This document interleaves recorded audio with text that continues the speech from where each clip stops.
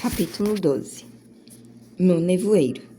Afinal, a tempestade foi passando gradualmente. O clamor nas montanhas cessou. Em tempo de recomeçar a jornada.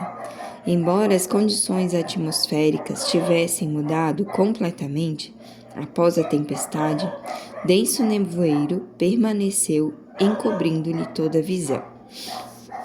Elas mal podiam enxergar as árvores à beira do caminho estreito, as quais pareciam sombras fantasmagóricas e irreais. O resto da floresta fora simplesmente tragado pelo nevoeiro, totalmente encoberto, como se velado por densa cortina branca. O caminho não era tão escabroso e acidentado, mas estava enlameado e escorregadio. Surpreendentemente, depois de algumas horas de jornada, Grande Medrosa começou a sentir falta do rolar dos trovões e até mesmo das árvores tombando e partindo-se a ação dos raios. Ela começou a entender que, apesar de toda a sua covardia, havia algo dentro dela que reagia com certo prazer e emoção aos testes e dificuldades do caminho, melhor do que as simples e fáceis circunstâncias. Embora o medo a fizesse tremer toda, tratava-se apenas de problema emocional. Assim, para sua surpresa, no seu íntimo, ela preferia o escabroso desfiladeiro a essa terrível cerração. De algum modo, os perigos da tempestade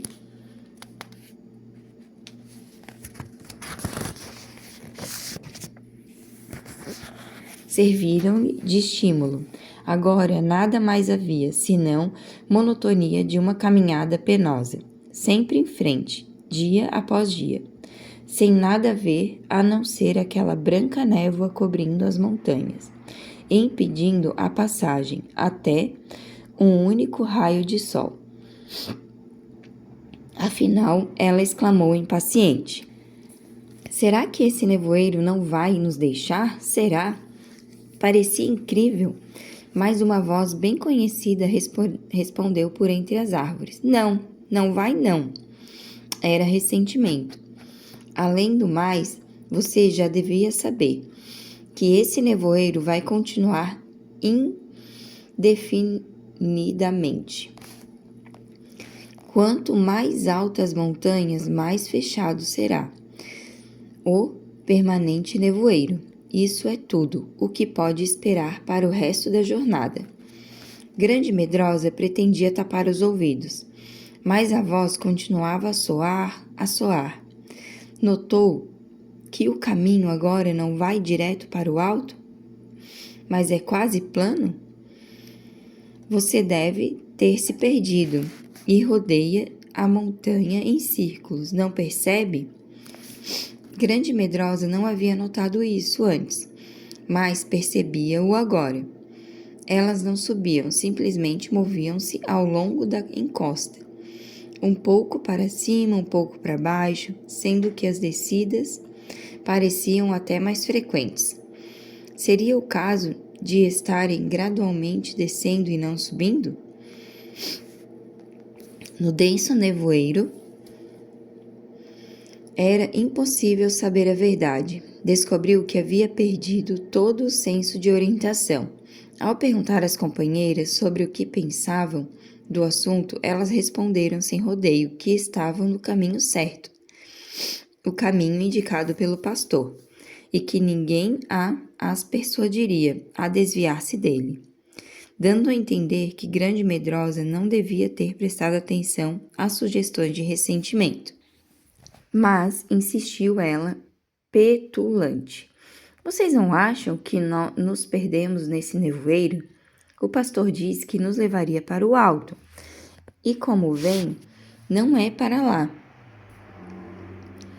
que caminhamos. Estamos rodeando a encosta da montanha.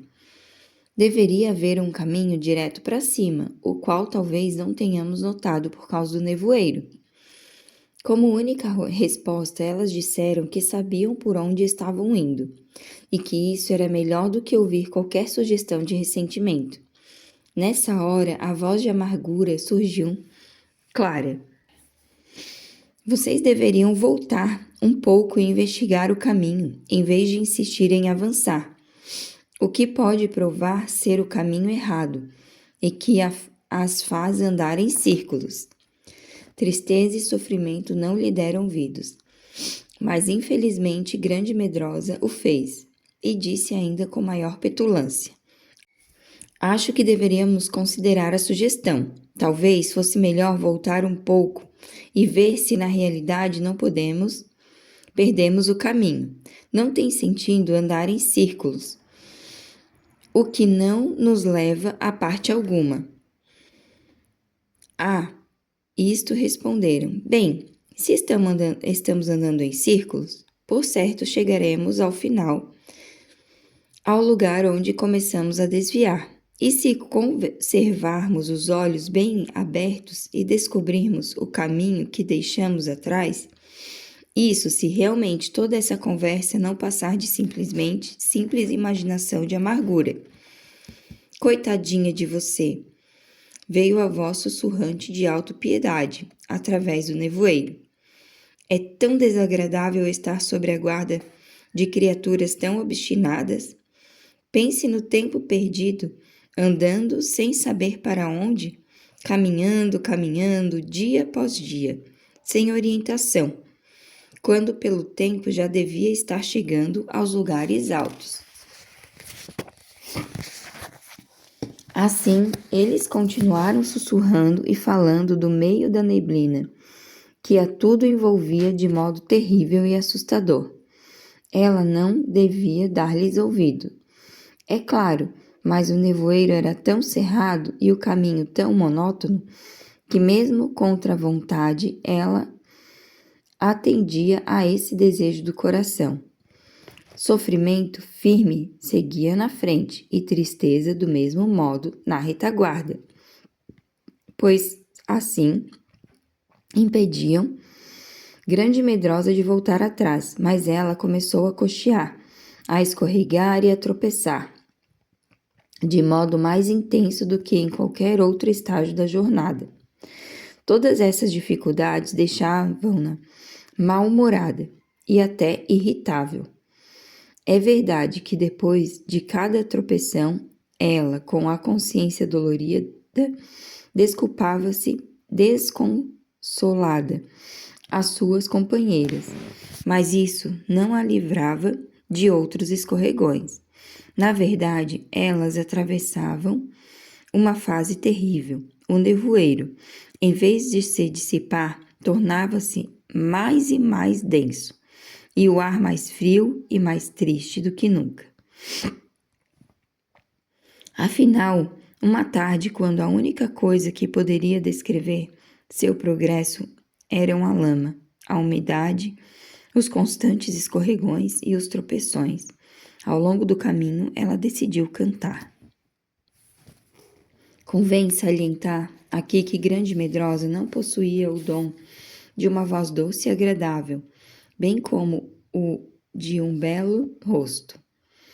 É verdade que gostava de cantar especialmente junto com o pastor, quando o acompanhava na tonalidade certa.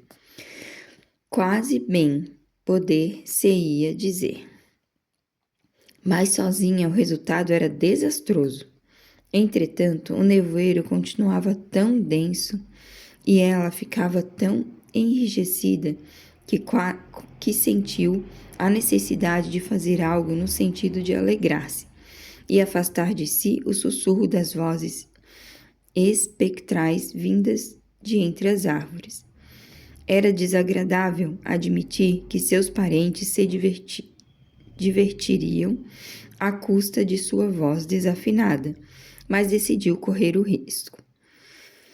Se eu cantar bem alto, pensou, não poderei ouvir o que eles dizem. A única canção que lhe veio à mente naquela foi a que Tristeza lhe ensinara na cabana. Apesar de parecer singularmente inadequada, ela trêmula ergueu a voz e cantou. Quão formosos são seus pés, linda filha da princesa, que se movem a correr, como a água em correnteza.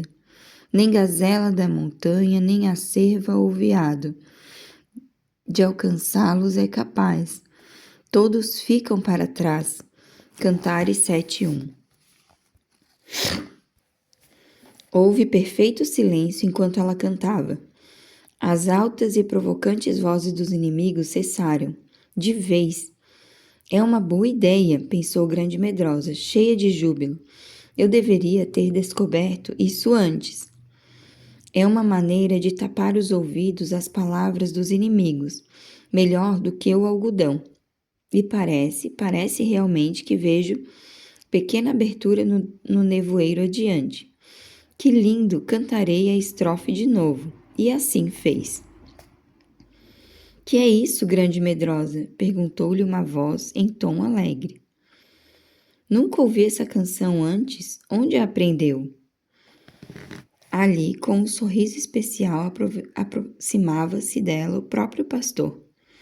É impossível descrever com palavras a alegria de Grande Medrosa ao vê-lo, naquele terrível caminho da montanha, envolvido pelo nevoeiro, e onde tudo parecia gelado e úmido. Agora, com sua chegada, o nevoeiro se desfez rápido, e os raios do sol, os primeiros após vários dias, enfim brilharam.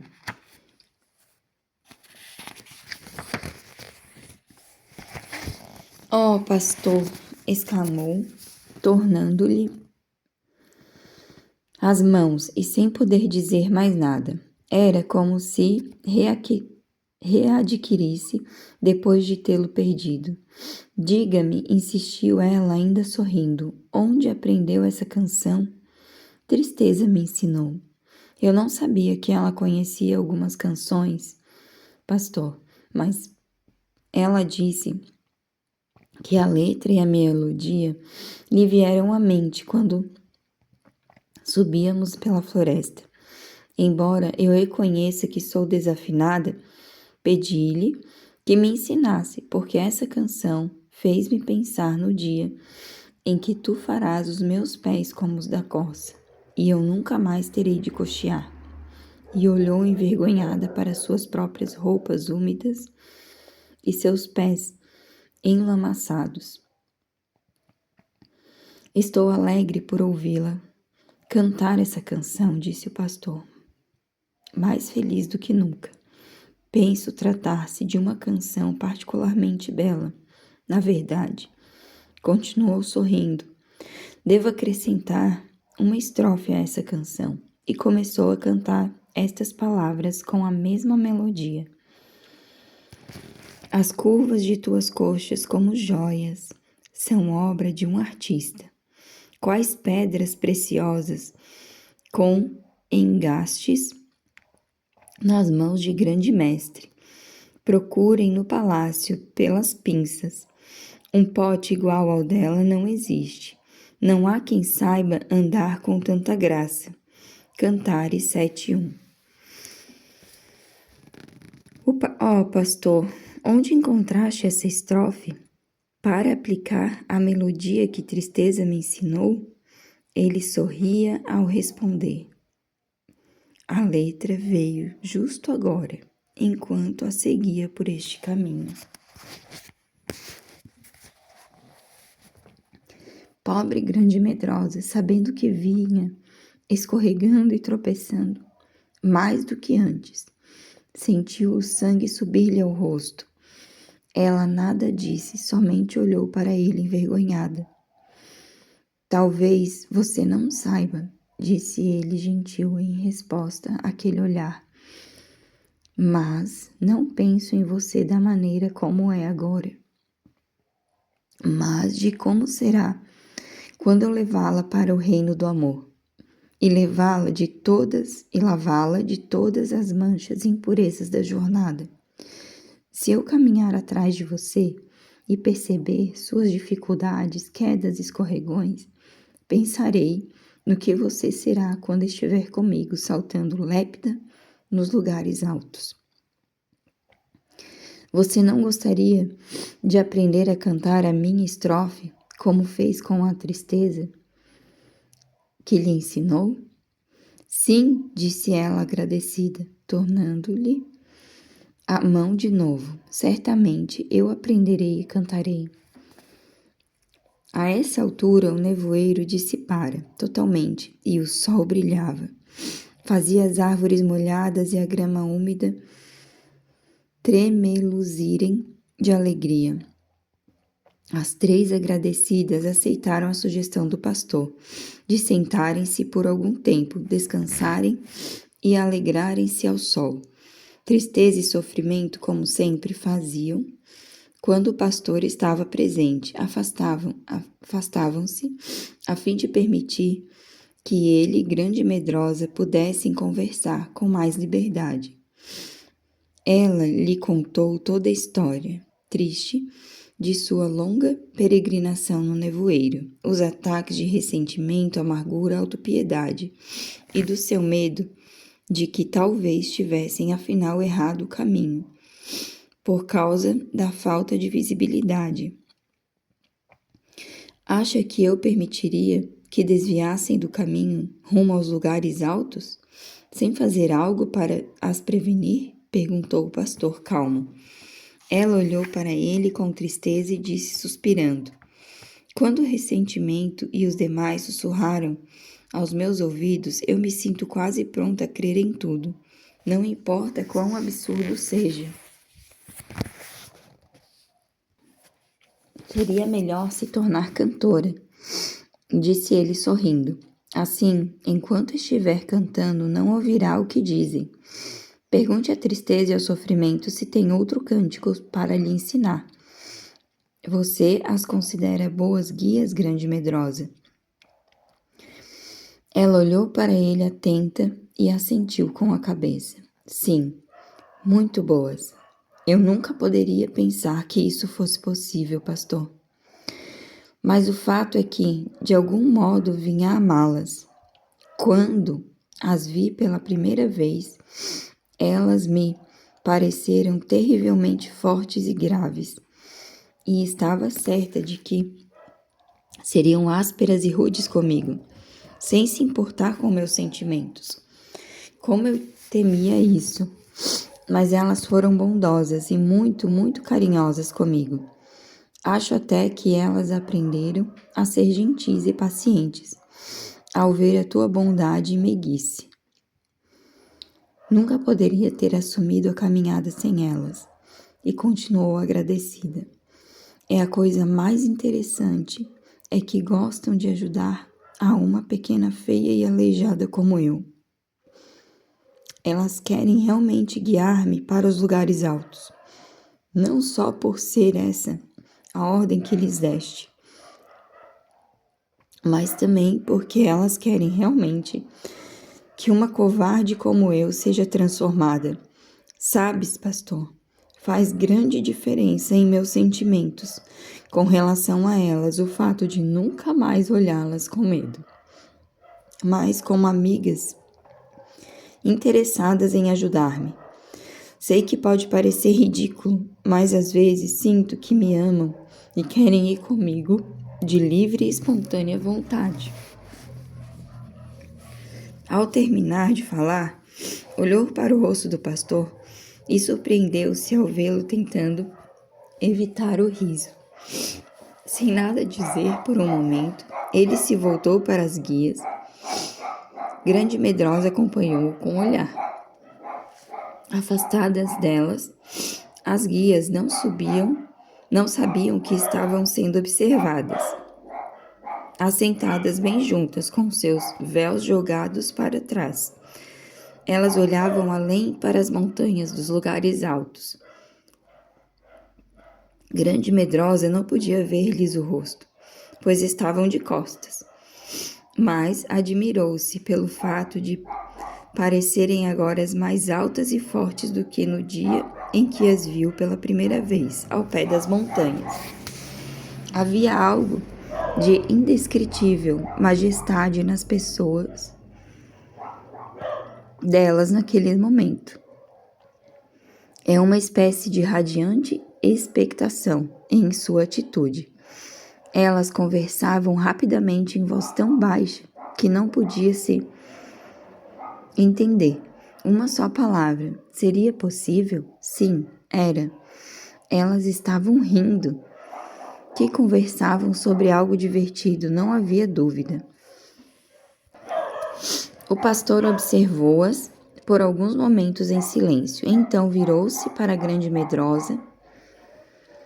Seus olhos sorriam, mas ele falou grave. Sim, creio que você tem razão. Elas parecem gostar da tarefa e talvez sintam até afeição por aquela a quem servem. E riu alto. Tristeza e sofrimento deixaram cair rápido o véu sobre o rosto e olharam ao redor para ver o que estava acontecendo. Mas o pastor tinha algo mais a dizer antes de lhes ordenar a continuação do caminho, da jornada.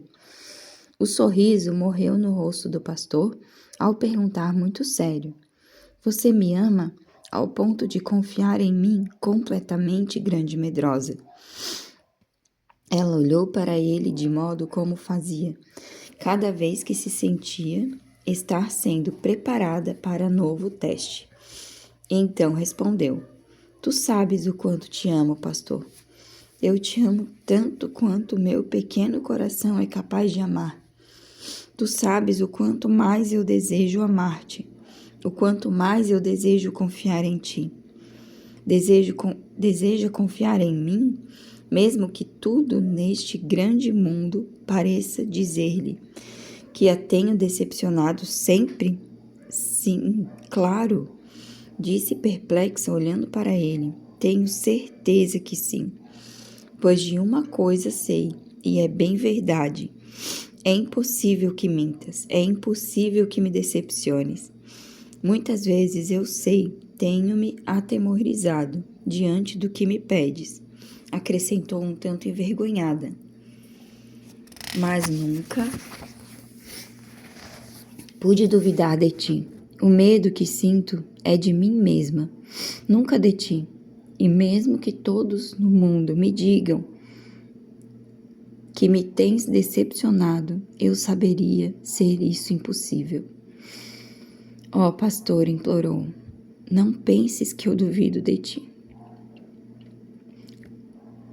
Mesmo nas horas de maior temor, covardia e fraqueza, tu sabes que confio em ti. No fim de tudo, estou certa de poder dizer que a tua benignidade me faz grande. Ele nada disse por pouco, somente baixou os olhos com ternura, quase com piedade, para a figura agora ajoelhada a seus pés. Então, depois de algum tempo, disse com muita calma: Grande medrosa, suponha que eu realmente venha decepcioná-la. E daí? Era agora a vez de ela se calar, tentando imaginar essa coisa impossível sugerida por ele. E como lhe responder? E daí? Aconteceria, porventura, de nunca mais poder confiar nele? De nunca mais o amar de novo? Teria ela de viver um mundo sem o pastor, somente com a imagem de um lindo sonho desfeito? Sentir-se decepcionada por uma pessoa de quem jamais esperaria tal coisa, perdê-lo? De repente, caindo num doloroso choro, ela olhou diretamente para o rosto dele e disse: Meu Senhor, se quiseres decepcionar-me, podes fazê-lo. Isso não fará diferença. Devo amar-te enquanto eu viver. Não posso viver sem te amar. Ele colocou as mãos na cabeça dela e então, com um toque temo e afável, repetiu como que para si mesmo: Se eu puder, posso decepcioná-la? Naquele momento, sem mais palavras, virou-se e partiu. Grande medrosa, tremendo, apanhou pequena pedra gelada no chão. Colocou-a na mochila e reuniu-se a tristeza e sofrimento e continuaram a jornada.